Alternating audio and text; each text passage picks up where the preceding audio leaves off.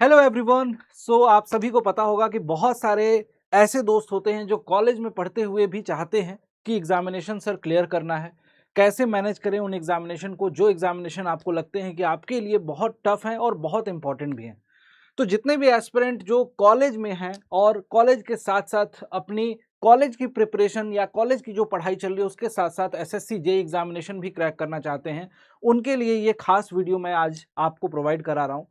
सारी चीज़ें डिस्कस करूंगा कि किस तरीके से आपको टाइम मैनेज करना है, कौन से इंपॉर्टेंट पॉइंट हैं जिसको ध्यान में रख के अपनी पूरी की पूरी प्रिपरेशन जर्नी, अपने कॉलेज की जर्नी के साथ साथ अपने एसएससी जेई की प्रिपरेशन जर्नी को कंप्लीट करना है। आइए समझते हैं वन बाय वन करके सारे पॉइंटर्स को। सबसे पहला कि हमारा कितना कमांड होना चाहिए अपने अपने कोर सब्जेक्ट पे, कितने कितने पोर्शन पे कितना कितना हमारा टाइम एलोकेट करना है, ये सारी बातें करेंगे। और एक जो सबसे इंपॉर्टेंट क्वेश्चन होता है कि सर कॉलेज में है तो कितने घंटे हम निकाल सकते हैं। तो आपको भी पता है कि आपका कॉलेज अगर सुबह में आप 9 साढ़े 9 बजे भी जाते होगे और शाम को आते होगे तो डेफिनेटली आपको समझ में आता होगा कि सर बहुत सारा टाइम कॉलेज में और वहाँ के असाइनमेंट में बीतता है। उसके अलावा आपके पास 3 से 4 घंटे मेरे दोस्त इफेक्टिव बचते होंगे मैनेज करने के लिए। अब अगर 3 से 4 घंटे में इसको इफेक्टिवली यूज करके हम सिलेक्शन ले सकते हैं तो क्यों ना हम उस चीज को पहले से ही इंप्लीमेंट करें और वहां पे वर्क करें। तो समझते हैं कितना कितना समय हमें किन किन पार्ट में देना है। जितने भी कॉलेज एस्पिरेंट हैं उनको स्पेसिफिकली मैं बोलूंगा कि टेक्निकल सब्जेक्ट जो आप 3 to 4 आवर्स का टाइम दे रहे हो उसमें टेक्निकल सब्जेक्ट जो है आपके कोर जो सब्जेक्ट हैं, जिसमें जैसे मान लो फॉर एग्जांपल किसी की सिविल ब्रांच है तो सिविल इंजीनियरिंग को पढ़ रहा है तो उसके टेक्निकल सब्जेक्ट को आपको 2 घंटे का टाइम डेली बेसिस पे देना है। अब ये 2 आवर्स का टाइम डेली बेसिस पे कैसे देना है, क्या क्या करना है, उसको भी समझाता हूं, ध्यान से समझना। जब भी आप लोग प्रिपरेशन करते हो तो आपको समझ में आता होगा कि सर सेमेस्टर की पढ़ाई अलग है और कॉम्पिटेटिव एग्जामिनेशन के लिए पढ़ना अलग है। बहुत सारे लोगों के दिमाग में ऐसा थॉट होता है, लेकिन पूरी तरीके से ये थॉट सही नहीं है। इसको समझना है ऐसे कि अगर हम सपोज करो कि कॉलेज में कोई सब्जेक्ट है सर्वेइंग, उसको पढ़ रहे हैं, वहां पे हम थ्योरेटिकल क्वेश्चन कर रहे हैं, तो ऐसा नहीं कि वहां से हमारे छोटे छोटे ऑब्जेक्टिव क्वेश्चन सॉल्व नहीं होंगे। यानी कि कहीं ना कहीं कॉलेज के सेमेस्टर के जो सब्जेक्ट हैं वो भी उतने ही इंपॉर्टेंट है और वहीं से आपकी बेस या फाउंडेशन बनती है जो कि काम आती है आपके बाकी के कॉम्पिटिटिव एग्जामिनेशन में। तो आपको पैरेलली जब भी दोनों सब्जेक्ट को कैटर करना है, एक साथ लेके चलना है, तो आपको ये समझना पड़ेगा कि सर जो भी सब्जेक्ट मैं पढ़ रहा हूं, फॉर एग्जांपल सर्वेइंग पढ़ रहा हूं, तो सर सर्वेइंग से एसएससी जेई के एग्जामिनेशन में कैसे सवाल पूछे जाते हैं। फॉर एग्जाम्पल सर्वेइंग का भी एक कोई चैप्टर उठा लेते हैं, कंपास सर्वे। तो कंपास सर्वे जब आप पढ़ना स्टार्ट करोगे तो आपको previous year question SSC JE के आपको साथ साथ में पैरेलली देखने हैं, जिससे कि आपको आइडिया लगे कि जो मैं कॉलेज में पढ़ रहा हूं, जो कॉलेज की प्रिपरेशन के दौरान सीख रहा हूं, तो वो कितना इंपॉर्टेंट है और उसके साथ साथ में वो पढ़ाई हमारी कितनी काम आएगी आगे की प्रिपरेशन में, और उस हिसाब से आपको टाइम मैनेज करना है। तो ओवरऑल 2 घंटे का टाइम यहां देना है। रीजनिंग बड़ा इंपॉर्टेंट है, चाहे कॉलेज के प्लेसमेंट की बात करो, वहां भी प्लेसमेंट के लिए जो कंपनियां आती हैं आपका एप्टीट्यूड और रीजनिंग का टेस्ट लेती हैं, और एसएससी जेई के एग्जामिनेशन के लिए तो है ही इंपॉर्टेंट। आपको पता है 50 नंबर की पूछी जाती है सीबीटी 1 में, स्टेज 1 में। तो इसको इसके लिए आपको डेली बेसिस पे आदत डालनी है कि सर 30 मिनट का टाइम हमें डेली बेसिस पे देना है। 30 मिनट का समय आपको रीजनिंग पार्ट पे देना है। General awareness again important part है, जिसमें आपको 20 मिनट डेली बेसिस पे देना है, क्योंकि एग्जामिनेशन जब करीब होंगे तो यहाँ पे आपका इतना बैकलॉग हो जाएगा कि आप सोचोगे कि सर जनरल अवेयरनेस मेरी वीक है, कैसे करूं, कंप्लीट करूं। अगर डेली बेसिस पे एक हैबिट बनी रहेगी, 20 मिनट का आपको टाइम देना रहेगा डेली बेसिस पे, जो चीजें आपको लग रही हैं, कुछ स्टैटिक जीके वाला पोर्शन है, कुछ चीजें करंट अफेयर वाला है, वो सारी चीजें डेली बेसिस पे आप पढ़ते रहेंगे, तो आपकी प्रिपरेशन इतनी हो जाएगी कि इसके लिए आपको कुछ एक्स्ट्रा एफर्ट या एक्स्ट्रा टाइम लास्ट में नहीं देना पड़ेगा। साथ साथ में जैसा मैंने बोला प्रीवियस ईयर क्वेश्चन, तो हमेशा याद रखना कि कभी भी किसी भी एग्जामिनेशन को समझने के लिए सबसे ज्यादा इंपॉर्टेंट होता है पीवाईक्यू, प्रीवियस ईयर क्वेश्चन। तो प्रीवियस ईयर क्वेश्चन के लिए आपको 40 मिनट एलोकेट करना है ओवरऑल, और फिर रिवीजन और फॉर्मूला जितने भी लिखे हो उसके शॉर्ट नोट्स बनाने, उसके लिए 30 मिनट का समय। तो कुल मिला के 3 से 4 घंटे का टाइम आपको इस तरीके से एलोकेट करना है। सबसे इंपॉर्टेंट कि सर किस पार्ट पे कितना टाइम एलोकेट करना है, कौन सा पोर्शन ऐसा है जिसपे बहुत ज्यादा समय दूं, कौन सा पोर्शन ऐसा है जिसको कम समय में किया जा सकता है। तो आप सभी को पता है कि आपको ओवरऑल टेक्निकल पार्ट जो है उसको बहुत मजबूत करना है। टेक्निकल पार्ट पे अपनी कमांड बहुत एक्सट्रीम लेवल तक ले जानी है। टेक्निकल सिलेबस जो है उसको जो कोर माना जाता है इंजीनियरिंग का, जिसमें आपको ये आइडेंटिफाई करना है कि सर हमें एसएससी जेईई क्लियर करना है तो हमारी ब्रांच में फॉर एग्जांपल कि बीएमसी सबसे ज़्यादा पूछा जा रहा है सर, आरसीसी पूछा जा रहा है सर, स्ट्रेंथ ऑफ मटेरियल पूछा जा रहा है सर, सॉइल मैकेनिक्स पूछी जा रही है सर, सर्वे पूछी जा रही है। तो आपको आइडेंटिफाई करके अपने सब्जेक्ट की प्रायोरिटी डिसाइड करके उन सब्जेक्ट को जो हाई वेटेज वाले सब्जेक्ट हैं उनको सबसे पहले कंप्लीट करना है। और टेक्निकल पार्ट पे ऑलमोस्ट कॉलेज के टाइम में जो आप प्रिपरेशन में दे रहे हो उसमें ऑलमोस्ट 70% टाइम आपका कोर टेक्निकल पार्ट पे देना है।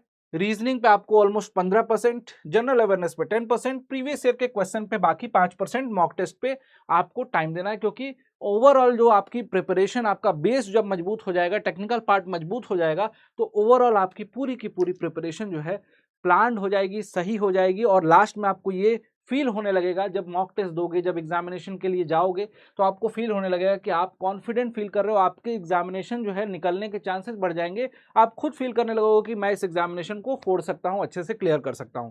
तो इन सब चीज़ों का बहुत अच्छे से आपको ख्याल रखना है।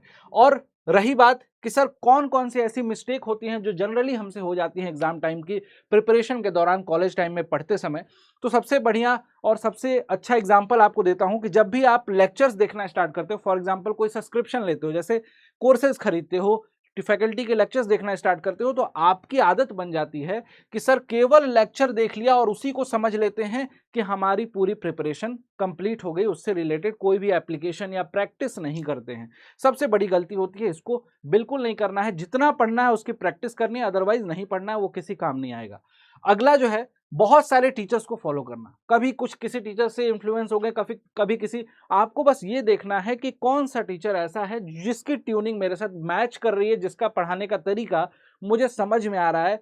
और किसी भी चीज से तुमको कोई मतलब नहीं होना चाहिए, डिसेंसी के साथ आपको पढ़ना है, एग्जामिनेशन क्लियर करना है, बस आपको इतना ही ध्यान देना है। दुनिया भर की चीजों के चक्कर में पढ़ेंगे तो डेफिनेटली वो आपका लॉस है, आपका टाइम बीतेगा, वो टाइम वापस नहीं आने वाला है। पीवाईक्यू को लास्ट के लिए छोड़ देना सबसे बड़ी गलती होती है कि पूरा सब्जेक्ट कंप्लीट हो जाए, पूरा सारे पोर्शन पढ़ लें तब पीवाईक्यू करेंगे। पीवाईक्यू का समय नहीं मिलता है आपके लिए, वो पूरा का पूरा टाइम चला जाता है।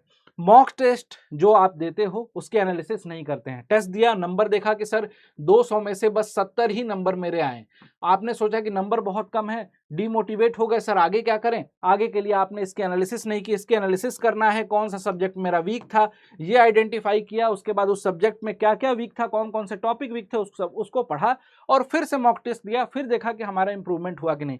तो ये आपको एनालिसिस बहुत जरूरी है, जो कि नहीं करते हैं ज्यादातर एस्पिरेंट। और रिवीजन स्किप करना, जैसे सब्जेक्ट पढ़ लिया, रिवीजन नाम की कोई चीज होती ही नहीं है, दोबारा से फिर से आप 2 महीने बाद फिर से पूरा सब्जेक्ट पढ़ने में लग जाते हो। अगर उसी को सब्जेक्ट को आप बीच में 1 घंटा निकाल के रिवीजन करोगे 15 दिन पे, 20 दिन पे, तो डेफिनेटली आपका सब्जेक्ट मजबूत रहेगा और एग्जामिनेशन में आपको हेल्प मिलेगी। दूसरा, स्मार्ट वर्क क्या होता है, ये चीजें तो आपको करनी ही करनी है। थोड़ा बहुत दोस्त, आपको जब भी प्रिपरेशन कर रहे हैं तो थोड़ा बहुत आपको हेल्प लेनी होती है, जो आपके पास एआई टूल्स हैं। आपने जेमिनाई का नाम सुना होगा, बहुत सारे लोग इस समय यूज भी कर रहे हैं।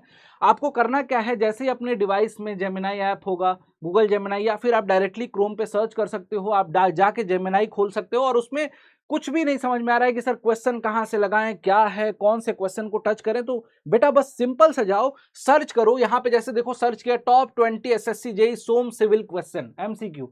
अब आपको ये क्या करेगा, डायरेक्टली आपको कुछ क्वेश्चंस दे देगा। जो चैप्टर पढ़ रहे हो बेटा, उस चैप्टर के क्वेश्चन को डायरेक्टली सर्च किया आपने, सर्च किया, आपको डायरेक्ट क्वेश्चन मिल रहे हैं, क्वेश्चन के आंसर भी मिल रहे हैं। आप देखो कि आपने जो पढ़ा है वो कितना ज्यादा अच्छे से आपको आता है। इन टेस्ट को देख सकते हो, इनसे क्विज भी जनरेट कर सकते हो, कोई सिलेबस पूछना है सिलेबस पूछ सकते हो एग्जामिनेशन के लिए। डायरेक्टली बेटा आपको सर्च बॉक्स में टाइप करना है और इस तरीके से देखो, जैसे सोम के 20 क्वेश्चन आराम से यहाँ पे मिल गए। अब इन सभी पोर्शन को आपने पढ़ा है और उसके बाद प्रैक्टिस कर लिया, तो इससे क्या होगा कि आपकी प्रिपरेशन में एक और बूस्ट मिलेगा। एआई का प्रोडक्टिव यूज कॉलेज लेवल पे आपको यही करना है कि आपको अपनी प्रिपरेशन में उसको शामिल करना है, ताकि आपकी प्रिपरेशन बेहतर हो सके और आपको जल्द से जल्द सिलेक्शन मिले। तो बहुत ही अच्छा हेल्पिंग टूल है, इसको यूज कीजिए। क्यों? क्योंकि आपकी जो परेशानियां हैं, आपको जो मटेरियल को सर्च करने में टाइम लगता था, वो टाइम आपका रिड्यूस होके, श्रिंक होके बहुत कम हो जाएगा। आपका इफेक्टिव यूज होने लगेगा, अपने फोन का इफेक्टिव यूज करोगे तो उससे आपको फायदा मिलेगा एग्जामिनेशन में, सिलेक्शन में। तो इस चीज का ध्यान रखिएगा। और कोई भी किसी भी प्रकार की आपको दिक्कत आती है तो डेफिनेटली मैं आपके साथ हूं और आप मेरे से जुड़ सकते हो। आपको हमेशा गाइड करता रहता हूं और जितने भी बच्चे मुझसे कनेक्टेड हैं, इस ग्रुप में रजत सर सिविल पीडब्ल्यू ये टेलीग्राम आईडी है। टेलीग्राम पे आप डायरेक्ट सर्च करोगे @रजत सर सिविल पीडब्ल्यू तो मेरी आईडी मिल जाएगी। वहां पे आप मुझसे बात कर सकते हैं, बात करके कनेक्ट करके और आप जो भी डाउट है अपने डाउट को पूछ सकते हो, अपनी समस्याओं को बता सकते हो। कोई भी लाइफ में किसी भी पड़ाव पे हो, आपके लिए मैं हमेशा रेडी रहूंगा और आपको हेल्प करता रहूंगा। Thank you so much. I hope आपको वीडियो अच्छी लगी होगी और इसी हिसाब से अपनी प्रिपरेशन शुरू कीजिए। अपने फोकस्ड प्रिपरेशन कॉलेज लाइफ में जो टाइम मिल रहा है उस टाइम को यूटिलाइज कीजिए ताकि कॉलेज से निकलते समय आपके पास एक गवर्नमेंट जॉब हो। Thank you so much.